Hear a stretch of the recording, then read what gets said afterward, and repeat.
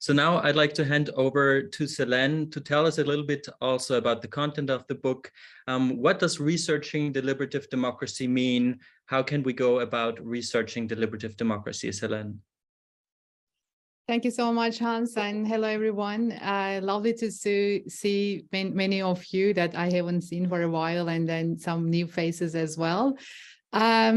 I'm going to tell you a little bit about how we structured the book and how we define what it means to do deliberative democracy research. And the fact that it took us 4 years to complete this book is also related to the fact that we had disagreements among ourselves too, in terms of how we categorize different methods and how we organize the book. But what we see from the chapters included in this book is that the scholarship on deliberative democracy is built on a diverse epistemic community. And this diversity, this pluralism is reflected in the methods included in the book, as well as the geographical spread of the authors and the case studies where they come from. So the field draws on established, well-known methods like survey research, field experiments, ethnography, narrative analysis, or frame analysis.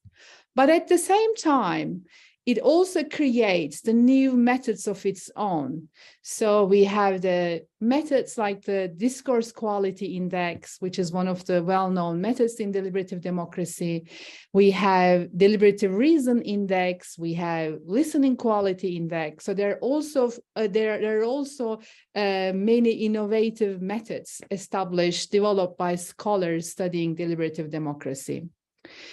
So when we collected all these different kind of methods and asked ourselves, how are we going to present these in a book?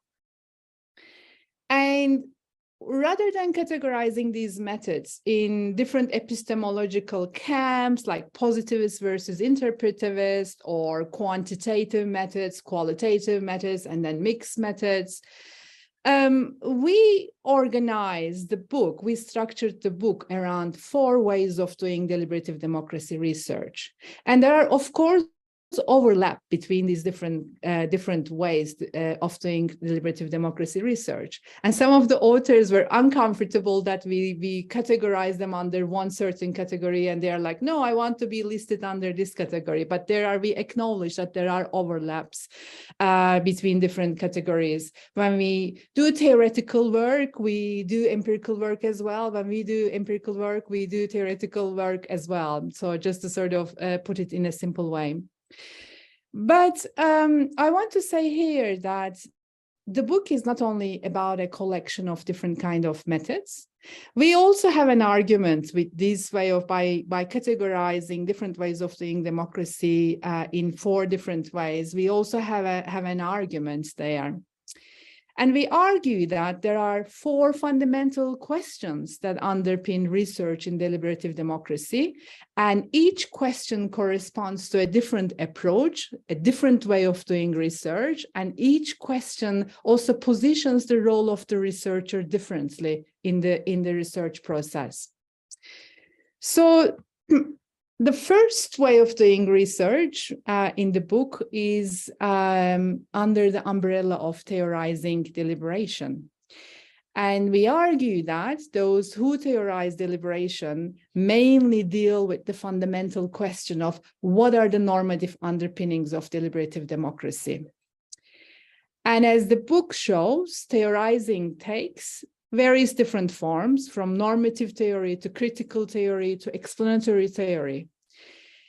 And what we also find that when we have methods training, we are usually learning about the ways of gathering data, analyzing data, but theorizing is never taught or not taught in a classical sense in classical methods training.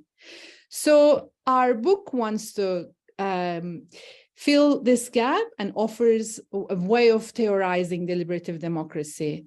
So examples of theorizing as a research method include in the book are formal models, grounded normative theory, wonderfully written by Genevieve Fisher-Johnson, democratic theorizing. And then the second category, the second fundamental question that we think empirical or researchers in the field ask: what counts as a good deliberation? What are the indicators of good deliberation? And how can we take these indicators and study the real life practices or experimental practices of deliberation? So this question we bring under the umbrella of measuring deliberation. Those who measure deliberation translate the normative ideals into empirical indicators. So examples of measuring deliberation include deliberative discursive quality index, deliberative reason index, listening quality index. And also we have experimental, we also have methods who draw on experimental designs and survey research to measure what counts as a good deliberation. And we have chapters that focus on measuring deliberation within the small structured forums, but also other chapters which take a broader view of deliberation as a broader public conversation or a systems approach, and look at what is going on in the public sphere and try to capture and measure the quality of deliberation in those spaces. The third category that the book introduces is captured under the umbrella of exploring deliberation. And scholars who explore deliberation while doing research mainly ask the question, how is deliberation experienced in real life? Exploring, again, takes different kind of forms, and there are different ways of exploring deliberation by using different kind of lenses. And examples of the kind of research which puts focus on exploring deliberation are ethnography, frame analysis, narrative analysis, and case study research. And these scholars tend to take the ideals of deliberative democracy as a theoretical framework and use this framework as a lens to study the real life examples of public deliberation. Finally, the final category of researchers we bring under the umbrella of enacting deliberation. And this is the type of research where the scholars ask the question, how can deliberation be brought to action through research? Enacting deliberation reconceptualizes research as a democratic activity, which also has different connotations in terms of the role of researchers in the research process. At the heart of enacting deliberation is a new understanding of the role of academic researchers as research participants. Examples include here the action research, deliberative policy analysis, beautifully written by Hendrik Wagener, his chapter, the deliberative camp, looking at the deliberative democracy research in the context of social movements, written by Andrea Felicetti and Donatella Della Porta, or community of inquiry, written by our wonderful colleague Kei Nishiyama.